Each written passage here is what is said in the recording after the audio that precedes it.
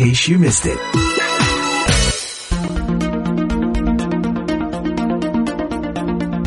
Dalam laporan tahunannya yang diterbitkan April ini, sebuah komisi di Amerika, Komisi untuk Kebebasan Beragama Internasional atau U.S. Commission on International Religious Freedom, disingkat USCIRF, merekomendasikan agar Departemen Luar Negeri Amerika memasukkan Indonesia ke dalam daftar negara pantauan khusus karena berdasarkan penelitiannya, Indonesia dianggap masih terlibat atau membiarkan pelanggaran-pelanggaran berat terhadap kebebasan beragama seperti termuat dalam Undang-Undang Kebebasan Beragama Internasional atau International Religious Freedom Act, IRFA. USCIRF yang berbasis di Washington DC menyampaikan berbagai rekomendasi, di antaranya meminta Departemen Luar Negeri Amerika bekerja sama dengan Kementerian Pendidikan dan Kebudayaan untuk memasukkan program-program tentang toleransi dan inklusivitas ke dalam mata pelajaran wajib, yakni pendidikan agama. Sementara itu, dalam siaran persnya tertanggal 29 September 2020, Setara Institute yang berbasis di Jakarta menyatakan insiden pelanggaran kebebasan beragama berkeyakinan atau KBB dan ekspresi intoleransi menunjukkan peningkatan intensitas.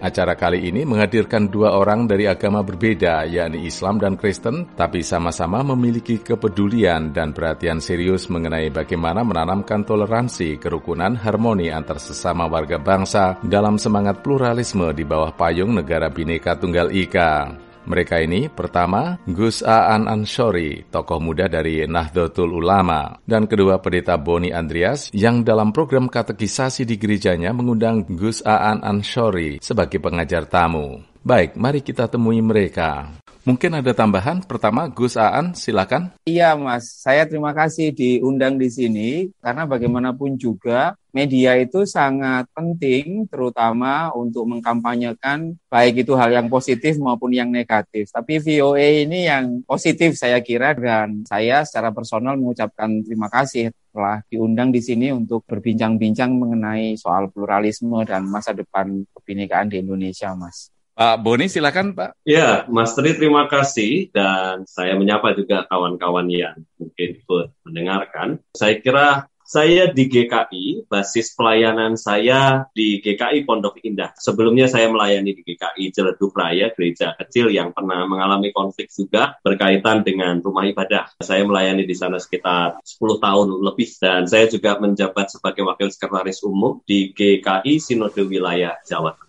Mungkin itu saja, Mas Tri. Baik, terima kasih. Mulai dengan Pendeta Boni ya. Bisa dijelaskan secara singkat tentang apa itu katekisasi? Karena topik kita kali ini nanti mengenai katekisasi, dan tentu saja kita jabarkan dengan kerukunan, hidup bersama, toleransi, dan sebagainya. Singkat saja, katekisasi. Katekisasi, katekese gitu ya. Bahasa sederhananya adalah sebuah masa pembelajaran. Katekisasi itu dilakukan untuk orang yang mau jadi Kristen. Artinya orang-orang, anak-anak yang sudah dibaptis, anak-anak yang ingin masuk ke dalam pengakuan percaya atau CD menjadi anggota gereja, katakanlah begitu, yang dewasa, atau anak-anak yang belum baptis tadinya dan ingin baptis dewasa, atau juga orang-orang yang tertarik untuk belajar kekristenan dan menjadi Kristen, itu syaratnya harus ikut katekisasi. Di GKI itu sekitar 9 sampai 12 bulan prosesnya. Setiap minggu kelasnya. Lalu kemudian katekisasi ini berisi konten-konten yang beragam. Biasanya standarnya adalah konten-konten dasar-dasar keimanan Kristen. Lalu mereka juga harus belajar tentang bagaimana menjadi anggota masyarakat.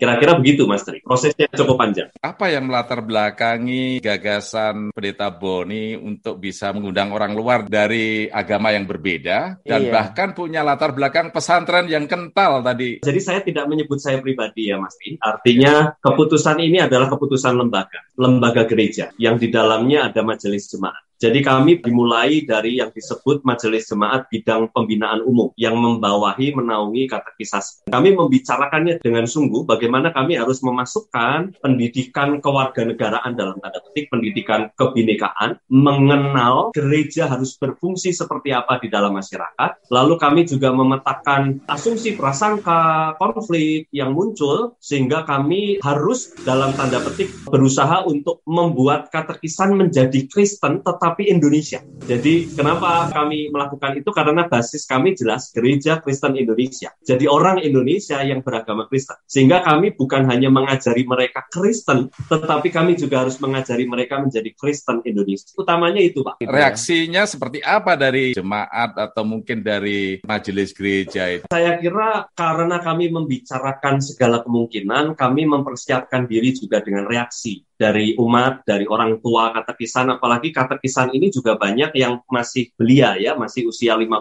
tahun, 14 tahun, dan beberapa ketakutan memang ada yang disampaikan kepada kami. Nanti kalau dia malah nggak kuat kekristenannya bagaimana? Justru kamu menjadi Kristen yang sejati seperti Yesus, yang bersahabat dengan begitu banyak orang dan perbedaan yang ada. Jadi disitulah titiknya. Dan kami melakukannya bukan hanya dengan Gus Aan, tetapi kami juga melakukan visitasi. Pernah di kelas katekisasi 2-3 tahun yang lalu itu kami melakukan visitasi ke gereja lain. Sebab konflik itu kan biasanya terjadi bukan hanya antar agama, tetapi juga antar gereja, antar institusi di dalam sebuah agama. Sehingga kami mengunjungi gereja ortodok, gereja Katolik. Kami juga di Sinode Wilayah GKI khususnya kami juga pernah melakukan camp lintas iman. Jadi kami hidup bersama di sebuah tenda, lalu kami mengunjungi pura, mengunjungi wihara, dan itu menjadi sebuah ziarah yang menarik begitu ya, perziarahan perjumpaan. Kira-kira demikian, Mas. Mengenai pemateri katekisasi ini suatu terobosan yang mungkin sulit dimengerti bahwa orang yang diminta ini berlatar belakang pesantren. Bagaimana Gus reaksi Anda sebagai orang Muslim sejati memberikan katekisasi di gereja Kristen? Iya, sebenarnya ini kan bukan yang pertama kali ya, sudah 2 atau 3 kali di gerejanya Pendeta Boni, tapi di gereja GKI yang lain saya juga melakukan itu, dan waktu dikontak kemudian saya senang, tapi awal pertama itu saya cukup kaget ya, cukup kaget itu sebenarnya ini yang saya inginkan, tetapi ketika berkah itu datang, saya menyebutnya berkah karena saya punya reasoning yang berbeda menyangkut bagaimana harusnya beragama itu diajarkan, yang tidak konvensional. Jadi ketika berkat itu datang, dikontak begitu, kemudian saya mikir loh, ini serius ini orang-orang.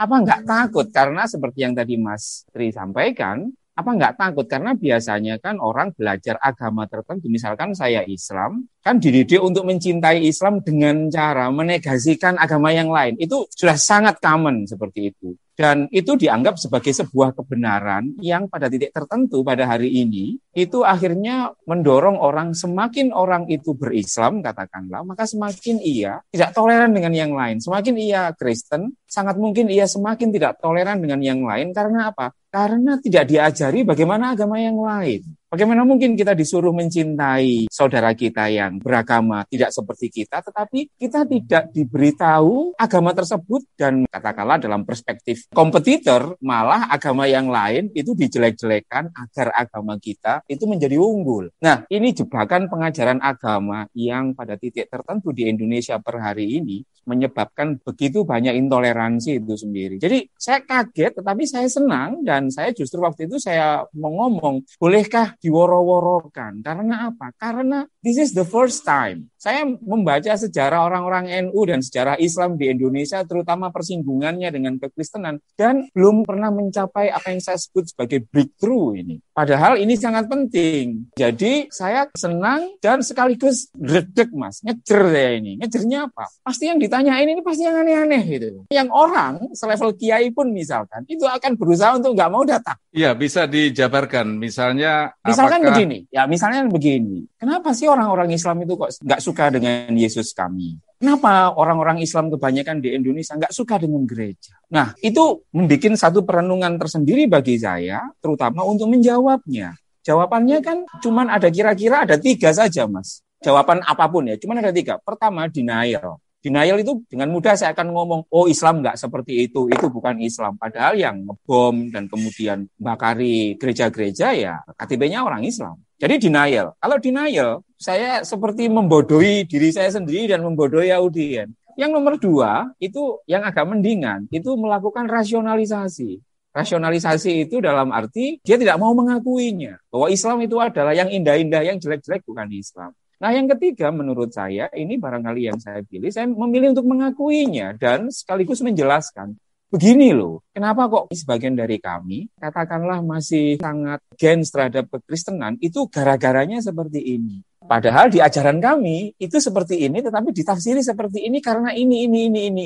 Nah, ketika saya jawab seperti itu, harusnya kan saya malu, Mas. Tetapi saya mengatakan kalau nggak jujur, percuma. Karena apa? Karena justru dari kejujuran itu kemudian ternyata bukan cemoohan yang saya terima dari teman-teman Kristen, terutama di GKI, malah mereka jadi paham. Oh gitu tak, Gus. Jadi aku paham, kenapa kok seperti itu. Akhirnya mereka bisa memilih, Mas. Mereka bisa melihat, oh ini yang katakanlah cara pandang klasik, oh ini orang dengan cara pandang yang kekinian, dan saya harus menempatkannya seperti apa. Jadi saya percaya bahwa kejujuran dan keinginan untuk bersahabat itu kunci, Mas, menurut saya. Dan terus terang saja, ini caranya Pendeta Boni ini kan, dengan menginklusi kami ke dalam ruang yang sangat-sangat personal. Ini katekisasi loh, Mas. Yeah. Katekisasi itu kan orang harus kuat dengan Kristen. Kalau logikanya orang harus kuat dengan Kristen, ya harus semuanya Kristen. Tetapi caranya dibalik oleh Pendeta Boni itu. Ini harus dikasih tahu soal Islam supaya mereka bisa mengembrace kasih itu dengan sesungguhnya gitu. Ini menginspirasi saya untuk juga melakukan hal yang sama di dalam keislaman ya. Misalkan ketika saya mendidik teman-teman di PMII, saya juga mengajari mereka untuk bisa belajar dari kekristenan, mengajak mereka ke gereja, menunjukkan bahwa salib itu tidak menakutkan, gereja itu tidak mengerikan, pendeta itu bukan orang yang sangat najis, karena dalam konstruksi klasik kami, pendeta itu adalah setannya setan lah, Mas. Sehingga cara pandang itu mesti diubah, karena apa? Cara pandang itu muncul karena sistem pendidikan agama itu masih sangat homogen, tidak heterogen. Mungkin bisa cerita sedikit, Gus, reaksi teman-teman Gus. Reaksi soal apa, Mas? Soal menjadi narasumber dalam katekisasi. Tapi saya selalu berusaha untuk terbuka. Media sosial saya adalah jendela bagi saya untuk melakukan apa yang saya sebut sebagai transparansi dan public accountability. Jadi semuanya saya posting. Mereka banyak sih, Mas, yang mengapresiasi. Oh, keren, gimana ini? Akhirnya mereka mikir, gimana ini caranya? Apa yang akan kamu lakukan di sana? Begitu. Padahal saya di sana itu sebenarnya seperti orang yang sedang defend disertasi, Mas. Bayangkan kalau disertasi itu kan cuma dihajar cuma 4-5 orang dokter-dokter. Enggak, saya ini duduk di depan saya ini 50-an anak katekisan yang sangat pure dan sangat murni. Saya juga menjelaskan ke komunitas saya di Islam bahwa yang saya lakukan seperti ini, yang saya lakukan bahkan di beberapa acara yang mirip seperti yang dilakukan Pendeta Boni, itu saya minta videonya, saya upload. Supaya teman-teman Muslim itu juga paham, bisa menjawab begini loh, kalau ditanyai sesuatu yang sangat sensitif itu seperti ini. Misalkan begini, saya ditanya itu berkali-kali, oh bagaimana pandangannya soal pacaran beda agama, perkawinan beda agama, dan lain sebagainya. Ya saya jelaskan, ini cara pandang klasik seperti ini, cara pandang modern seperti ini di Islam. Kenapa kok bisa bergeser? Karena seperti ini.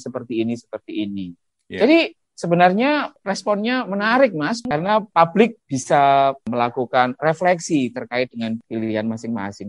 Saya teruskan ke Pendeta Boni. Tadi sudah dijelaskan mengenai tujuannya ya, tapi saya ingin follow up. Apakah tujuan itu tercapai? Tujuan itu, kalau saya harus jujur, ada yang tercapai.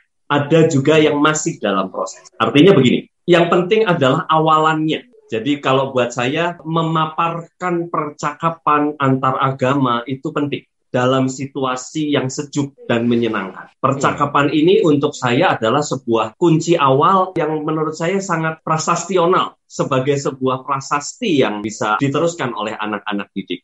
Biasanya yang lahir karena peran media yang kadangkala melebihkan soal konflik antar agama itu membuat asumsi, lalu menimbulkan prasangka. Lalu media internet yang kadang-kadang percakapannya luar biasa, termasuk di kolom komentar seringkali ada makian ini, pertanyaan ini, dan sebagainya. Lalu kemudian buat saya memaparkan persahabatan bersama dengan agama lain itu adalah sebuah langkah awal yang harus diteruskan oleh anak-anak. Anak-anak waktu itu sangat mengapresiasi, bahkan saat Gusaan memimpin katekisasi lalu didengar oleh beberapa orang di komisi dewasa dan di komisi lansia, mereka protes ke saya, loh kok aku nggak diundang, kok aku nggak ikut, aku ya pengen denger.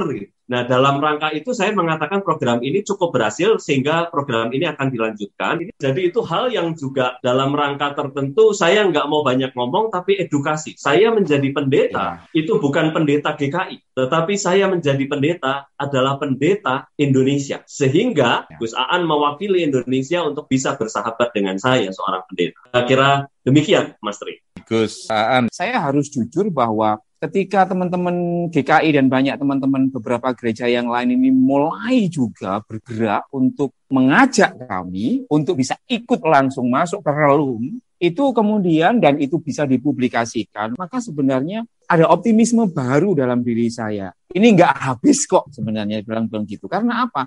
Karena kita sedang mengedukasi publik bahwa sebenarnya sangat mungkin dialog itu dilakukan tidak hanya dalam aspek ekumenis saja, ekonomi dan lain sebagainya, tetapi hal-hal yang jauh lebih substantif soal itu, yakni mendialogkan soal ajaran, mencari titik temu. Ini yang paling penting yang sudah sangat lama tidak dijamah oleh sistem pendidikan nasional, terutama sistem pendidikan agama yang ada di seluruh struktur sistem pendidikan nasional itu. Dengan banyak pandangan dan hal seperti ini, saya kira ini adalah telah yang baik bagi setiap orang, tidak hanya orang Kristen, tapi ini telah baik bagi kami, orang Islam, karena beginilah cara harusnya beragama itu. Pak Pendeta Boni? Optimisme kalau saya dari perspektif gereja, saya optimis. Kami perlu mulai melakukan tindakan nyata, tidak lagi membicarakan, tetapi kami perlu untuk membuka ruang persahabatan. Dan kadang mungkin nggak perlu dengan cepat menemukan titik temu, kadang bersahabat itu bisa dalam kerangka agree to disagree. Jadi kita bisa duduk bersama, ngopi bersama, berbicara tentang agama kita tanpa harus agree, begitu, tapi kita bisa menjadi sahabat.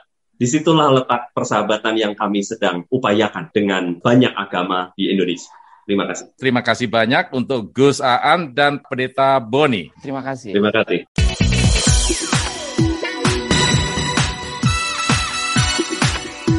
In case you missed it.